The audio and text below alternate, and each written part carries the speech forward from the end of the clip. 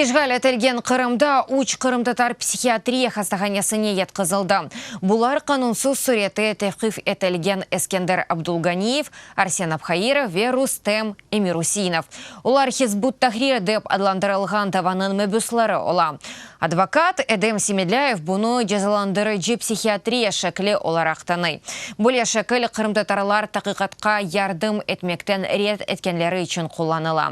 2019 сенесі февраль айында Курман районының Буюк онлар қасабасында Русия қанун қоройжылары тынтув кечірді. Ақмесжеттеки федераль телекөсізлік қызметі идаресіне Эскендер Абдулганиев, Арсен Абхаиров ве Рустем Эмирусинов алынды. Февральның 15-інде Кремль идаресі астындаки Киев район махкемесі оларны тевқиф етті. Олар ССС терроржылықта ве Русияда терроржы сайылған ве ясақ етілген Хизбут Тахрир дини тәшкелатының ішінде иштирак етуінен қабатланылды.